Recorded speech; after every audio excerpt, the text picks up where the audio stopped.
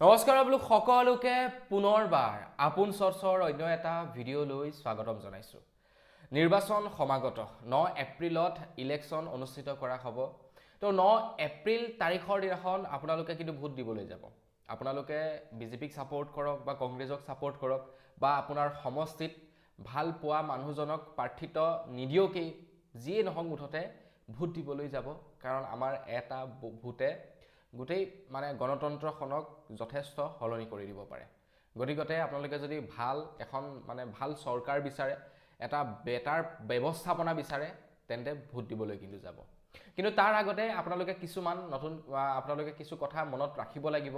কাৰণ ভোট দিবলৈ গ'লেই নহ'ব, ভোট দিবলৈ যাওঁতে আপোনালোকে লগত কিছু নথিপত্ৰ লৈ যাব লাগিব। তো কি নথিপত্ৰ নিব লাগিব, ইলেকশ্যন কমিশ্যন ডিপাৰ্টমেণ্টৰ ফালৰ পৰা আপোনালোক সকলোৰে কাৰণে কিছু নতুনকৈ নিয়ম সলনি কৰি দিছে। তো সেইবিলাকৰ বিষয়ে মই আপোনালোকক জনাম আজিৰ এই ভিডিঅ'টোত। তো ইলেকশ্যনলৈ যিহেতু বেছি দিন নাই, তাৰ পূৰ্বেই জানি ৰাখক যে আপোনালোকে এইবাৰ ভোট দিবলৈ গ'লে লগত কি ডকুমেণ্ট নিব লগা হ'ব পাৰে। তো মই আজি সেই সম্পৰ্কত জনাম। মই শ্ৰীপাঞ্জ গগৈ, আপোনালোকে চাই আছে আপোন শ্বৰ্টছ।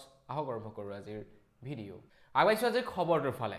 যেতিয়া আমি ভোট দিবলৈ যাওঁ, আপোনালোকে হয়তো নিশ্চয় জানে যে আমি লগত আমাৰ ভোটাৰ কাৰ্ডখন লৈ যাব লাগে। আৰু আপুনি যেনিবা নতুনকৈ ভোটাৰ বাবে আবেদন কৰিছিলে আৰু আপোনাৰ নাম যদি ভোটাৰ তালিকাত আহি গ'ল, তেন্তে আপোনালোকে ভোট দিবলৈ যাওঁতে ভোটাৰ কাৰ্ডখন চাগে নিশ্চয় পোৱা নাই। মানে এতিয়ালৈকে হয়তো আপোনালোকৰ ভোটাৰ তালিকাত নাম আহিব পাৰে, কিন্তু ভোটাৰ কাৰ্ডখন হয়তো আপোনালোকৰ নাথাকিবও পাৰে। গতিকে তেনে ক্ষেত্ৰত আপোনালোকে ভোটাৰ কাৰ্ডখনৰ পৰিৱৰ্তে অন্য কিছুমান নথিপত্ৰ নিলেও ভোট দিব পাৰিব। মোৰ মতেতো ভোট দিবলৈ যাওঁতে ফিংগাৰপ্ৰিণ্টৰ ব্যৱস্থা কৰি দিব লাগে, যিহেতু প্ৰত্যেকটো বস্তুতে আমি ফিংগাৰপ্ৰিণ্ট দিহে কাম বন কৰিব লাগে। যেনে ধৰি লওক আপোনাৰ চাউল আনিবলৈ গ'লো, ফিংগাৰপ্ৰিণ্ট দিব লগা হ'ল, হয়নে নহয়? গতিকে এই ক্ষেত্ৰতো মোৰ মতে ফিংগাৰপ্ৰিণ্টৰ ব্যৱস্থা কৰি দিব লাগে, তেতিয়া ডকুমেণ্ট পাতি নিয়াৰ কথাই নাহে।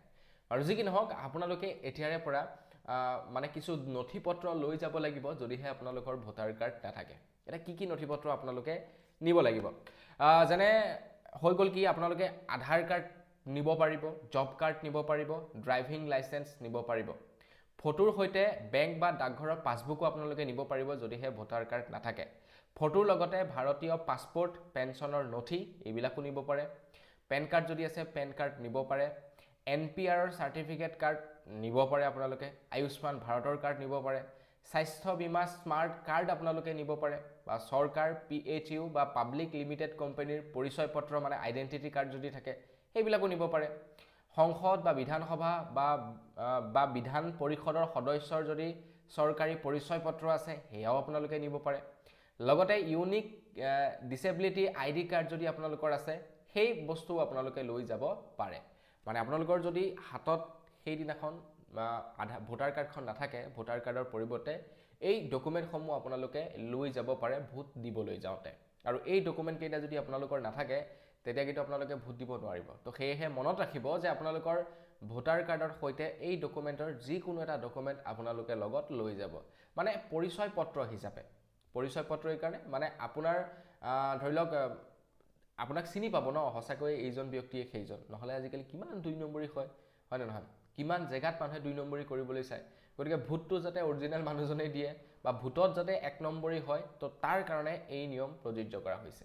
চ' আপোনালোকৰ যদি ভোটাৰ কাৰ্ড হেৰালে, ভোটাৰ কাৰ্ড যদি নাই, বা আপোনালোকে যদি ভোটাৰ কাৰ্ড পোৱাই নাই, তেন্তে এই ডকুমেণ্টকেইটাৰ লগত কিন্তু লৈ যাবলৈ, যিকোনো এটা ল'লেই হৈ গ'ল, আপোনালোকে আৰামছে ভোট দিব পাৰিব।